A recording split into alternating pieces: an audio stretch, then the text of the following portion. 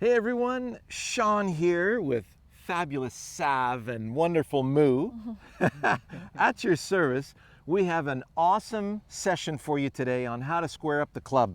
So many of you are looking down at your club right now and going, yeah, that's pretty square, but why do I end up hitting to the right all the time as a right-handed golfer and slicing my driver like crazy, big bananas? We'll explain that mystery right here, right now. You're gonna love it. And the debacle will end today for you. How about that? See you in a bit.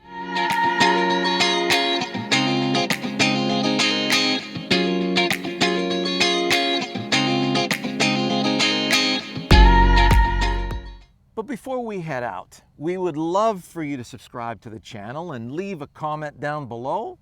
Hit the notification bell. All right. Give us a good old thumbs up. Thumbs up, absolutely. We'd really appreciate that. See you right now. See you right now. See you right now. So, to get things going and remind everyone how all of the tools that we use as humans, that have been designed by humans, when it comes to slinging stuff like baseball and tennis and hockey, grass whipping, they always keep in mind that the hand is going to lead through.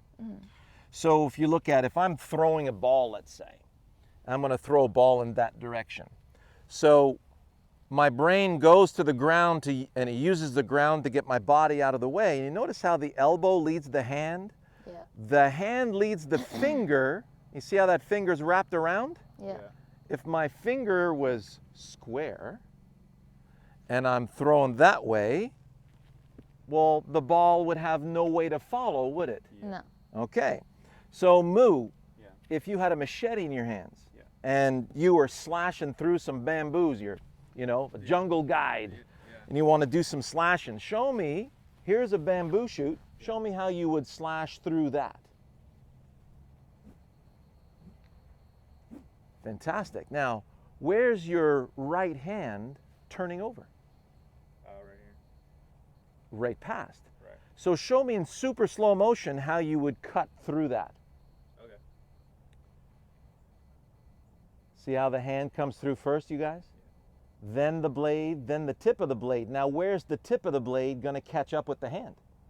Here. Exactly. Yeah. Exactly. Go through. There it is.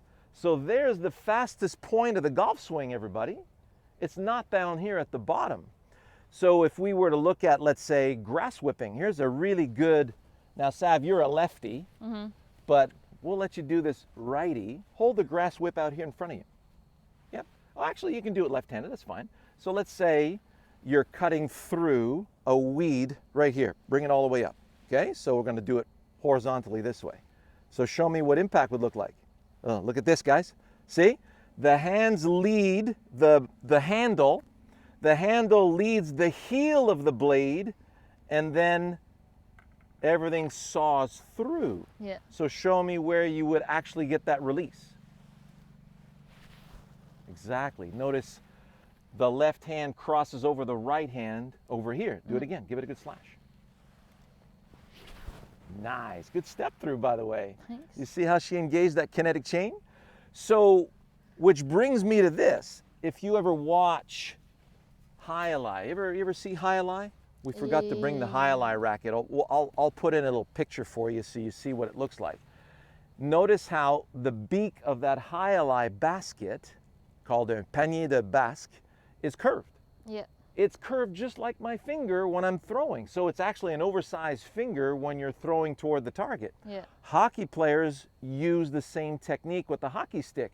When my hands move forward, I don't lose the puck. So I can collect the puck from here and release the puck out there towards my target. If the blade was straight and my hands move forward, I would lose the puck. So I'd have to continuously reach back to square up my blade. Sound familiar? All right. So the first order of the day is to understand how closed your club face or your grip club face relationship needs to be at address so that you are allowed to swing towards the target. Because the ball can't be your target, you guys, right? If the ball's your target, well, where's it supposed to go? The golf ball literally is a sphere, and it has an infinite amount of directions to attack it from. It's your target that determines the point where you intersect the ball. The ball is an intersection, a very precise one, on your way into the ball flight that you've chosen to execute on.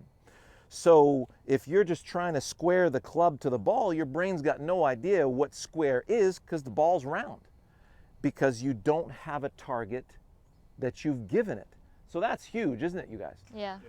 So if we look at one more item, when you're hammering a nail. So let's say I've got my board here, and I've got a nail I want to hammer into that board. So if I want to bend the nail, I'm going to do this. If I want to drive the nail through, I'm going to do this. So notice where my head position is. Notice where the hammer is positioned. Look at my right hand, how it's positioned in relation to that. So now I can drive that nail. So if my goal is to drive the nail straight through the board, I naturally have a direction, don't I? So there's where I catch the nail, and there's where the hammer naturally is squaring up so that at the end, the nail is flush to the board. So what does that look like with a golf club now?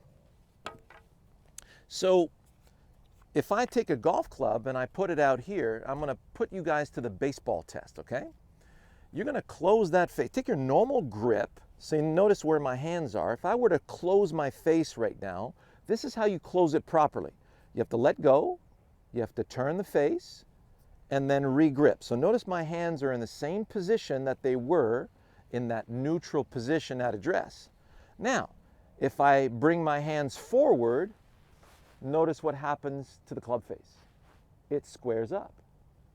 So I now have everything I need to go in that direction. The more the face is closed, the more possibility I have to lag through.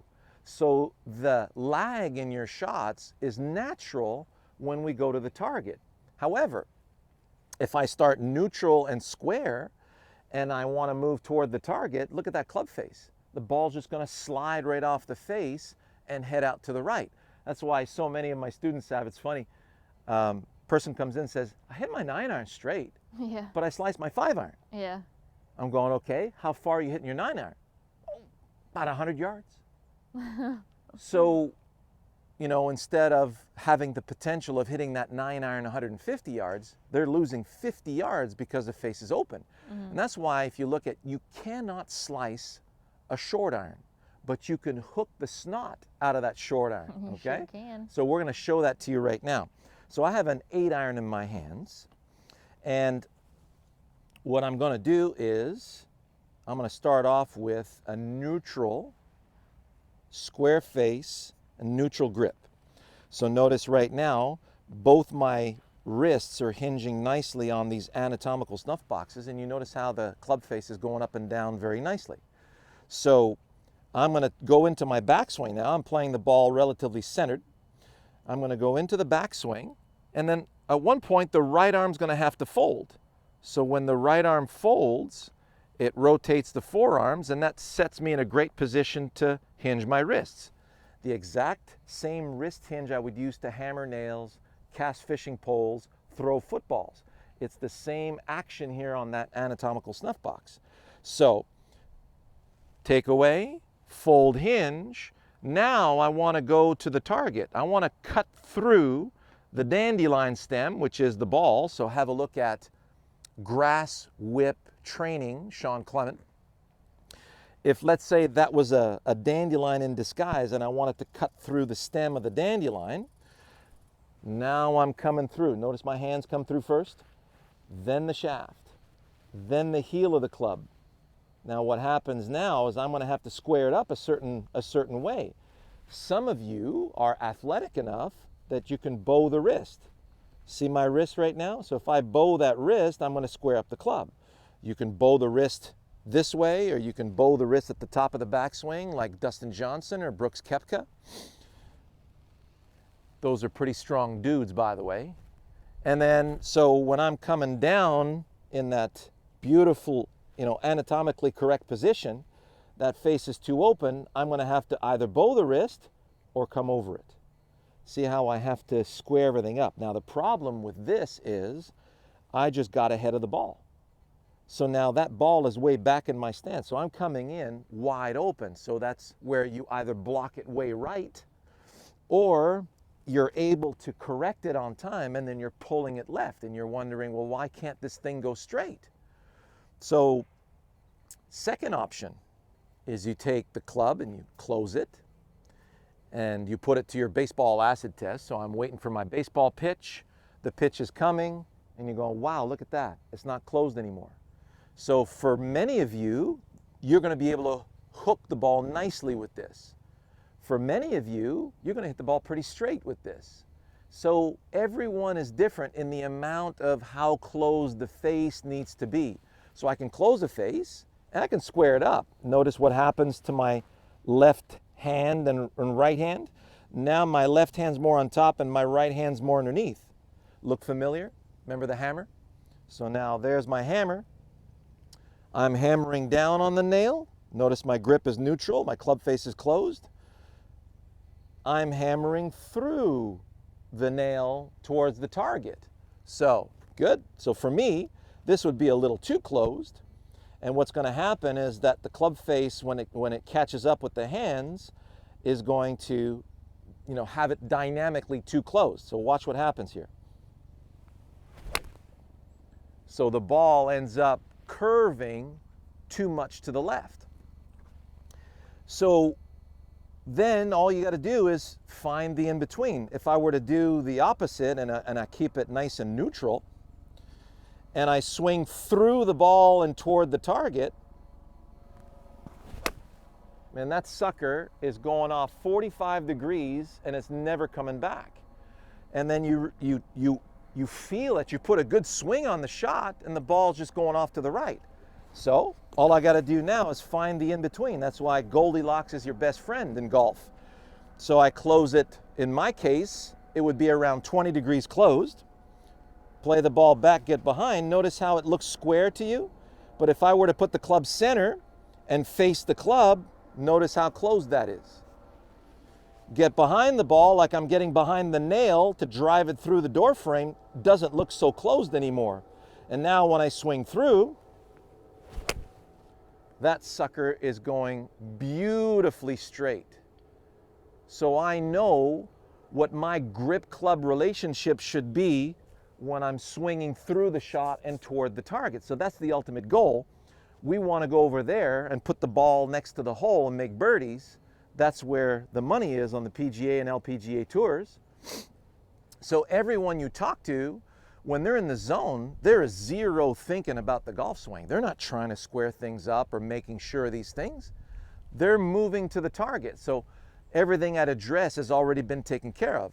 Now, for those of you thinking, my gosh, this is really too closed, and this is where that second camera comes in really handy. And you'll see that on our premium channel, we have a drone over my head right now, and you're going to see some beautiful arcs moving toward the target. And depending on the club face, you really get to predict what's going to happen to that golf ball. So for those of you who think that this is really closed off the map, which is what happens to my students when they come and see me for the first time, they go, man, this is crazy closed. And then, okay, we go to the top of the backswing and we stop at the top of the backswing, and then I show them, I let go of the club and I show them the club face. This is Dustin Johnson. Yeah. That's you, Sav. Yeah. That's Brendan Steele. That's about at least 25% of the players on tour. And they play fades. Yeah. And you have no issues playing a fade. No, Dustin Johnson, that's his like go-to. It's his go-to shot, right? Yeah. So now you're over here and he's over here. You're closing the face, and this happens to all my students. You're closing the face like crazy, and you think it's way too closed, and then you hit a shot and the thing goes straight.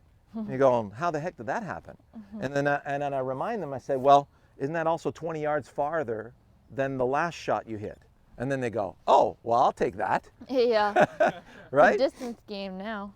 So it's not even near Dustin Johnson, and you think it's closed. That's why you're having so many issues. That's why we hear about these slice fixes every single month. So what's going to fix your slice? Well, you got to square the club. What does that mean to square the club? This is where the industry as a whole has missed the boat. And you'll hear this from very, very few golf teachers out there. They're out there, but they think this is square dynamically. It couldn't be further from the truth, because dynamically, we're not swinging at the ball. This is going to force you to swing at the ball. That's when you stick it in the ground. That's where you top it on the way up, and that's where you lose a boatload of distance. Whereas this may look statically square, but dynamically, it is a beaut. It is fabulous. So you have the choice now. You can go there and just leave it like that. For many of you, you'll think, that's too bananas for me. I can't look at that. So I said, okay, bring it back to square. And for many of you, you'll think, that's just too much tension in my forearm. Well, do a little bit in between. That's your choice. So the rest of it is, are you going to go to the gym and start working out 5 times a week and strengthen your forearm so that you can do this? Because on a side note, if I was playing baseball and I do that, my wrist would get ripped off. You'd break your wrist. I would break my wrist. Yeah. And in tennis, Sav, you see anybody like this in tennis? They get their Nope. wrist ripped off. Yeah. You got to be so strong to be able to do that. So the other alternative is with us. This is what the majority of our students do. And this is what the majority of the players on tour do. Look at Webb Simpson with his beautiful, strong grip. Bubba Watson, very strong grip. Paul Azinger, and the list goes on of very strong grips. Brendan Steele.